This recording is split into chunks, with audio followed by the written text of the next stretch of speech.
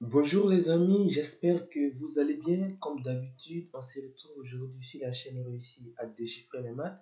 Et dans cette vidéo, nous allons essayer de trouver les valeurs de x, y, z qui vérifient ce système.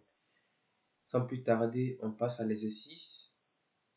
Là, on a x, y plus z qui est égal à 11. Puis, on a aussi x plus y, z qui est égal à 10. Du coup, avant de continuer, je vais numéroter mes équations. J'appelle ça l'équation numéro 1 et ça, les numéro 2. Alors déjà, ce qu'on va faire, c'est qu'on va essayer de soustraire de l'équation 1 l'équation 2. On va faire l'équation 1 moins l'équation 2. Et ça, c'est équivalent à x, y plus z moins x plus y, z. Et là, on aura les membres de droite, on aura 10 moins 11. Enfin, 11 moins 10 plutôt. Et ça, c'est équivalent à x, y moins x plus z, qui est ici, moins y, z. Et là, 10, 11 moins 10, on a 1.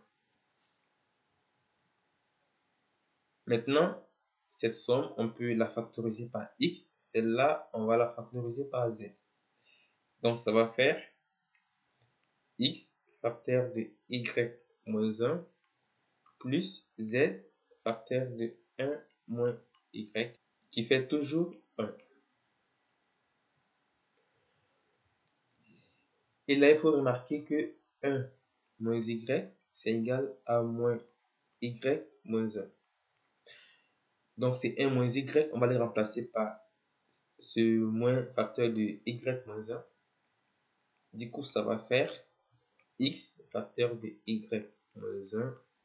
Et là, on aura, à la place de ce plus, on aura moins z. Et du coup, ça devient y moins 1 égale à 1. Maintenant, on peut factoriser aussi ces membres de gauche par y moins 1. Et ça va faire donc x moins z facteur de y moins 1 égale à 1. Maintenant, il faut remarquer que dans R, je rappelle qu'on recherche l'ensemble des solutions dans R. Et dans cet ensemble, l'ensemble des nombres tels que les produits égale à 1, c'est l'ensemble formé par 1, 1 ou moins 1, moins 1.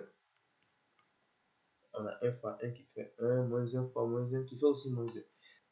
Ça veut dire que donc on distingue deux cas. Un premier cas où on a x moins z et y moins 1 qui sont égaux chacun à 1. Donc là, un premier cas. Pour les cas où on a x moins z qui est égal à 1, on a aussi les y moins 1 qui est égal à 1.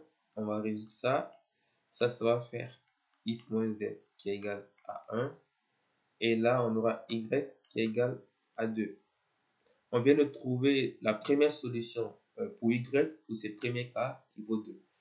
On va reprendre notre système initial.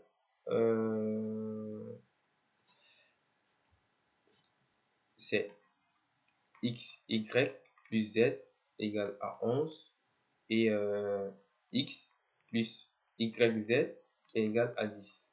On va remplacer dans ce système déjà tous les y par 2. On va obtenir donc des x plus z égale à 11.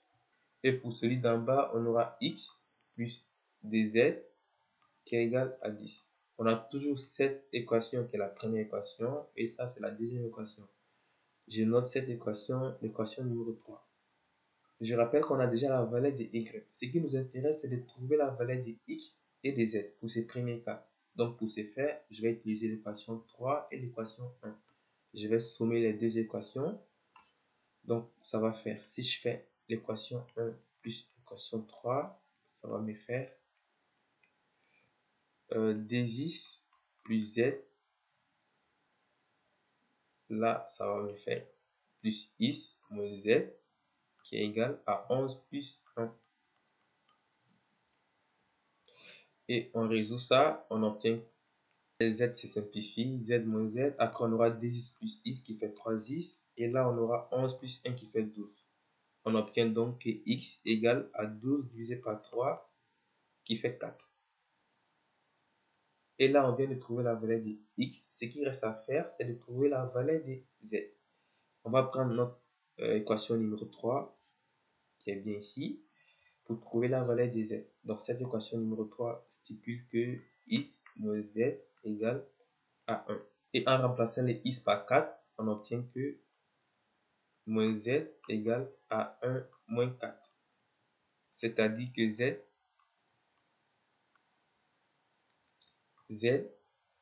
il vaut 3. Et donc, on obtient, pour le premier cas, on obtient l'ensemble, les x il vaut 4, les y il vaut 2 et les z il vaut 3. On obtient cet ensemble. Après, on va vérifier bien sûr. Maintenant, pour le deuxième cas, où nous avons, je remonte, du coup là, c'est le cas où x moins z il vaut moins 1 et y moins 1 il vaut aussi moins 1. On a donc x moins z qui vaut moins 1. On a y moins 1 qui vaut moins 1. Et ça se résout facilement. On obtient que y il vaut 0 et x moins z il vaut moins 1. Et comme le premier cas, on va reprendre notre système. C'était x, y plus z qui vaut 11 et x plus y, z qui vaut 10. Et comme dans le premier cas, on va remplacer dans ce système tous les y par les valeurs. Du coup, ici, ça va nous faire x fois 0 qui fait 0 plus z. Donc, on aura z qui vaut 11. Et là, on aura x plus 0 qui fait 10. C'est-à-dire x vaut 10. Alors, du coup, pour ce deuxième cas, on obtient pour les solutions 10 pour x, 0 pour y et 11 pour z. Nous allons récapituler pour voir si ces deux triplés que nous avons obtenus vérifient bien le système. Donc, ce sont 4, 2, 3 et 10, 0, 11. Le système était donné par x, y plus z qui fait 11 et x plus y, z qui vaut 10. Maintenant, on va vérifier rapidement. Là, les x il vaut 4, les y il vaut 2, les z il vaut 3. Donc, on fait 4 fois 2 plus 3. On obtient bien 11. C'est 11 qui est marqué ici. Maintenant, pour celui du bas, si on fait 4 plus 2 fois 3, là, ça fait 6. Et là, ça fait 4. Donc, ça fait 4 plus 6 qui fait 10.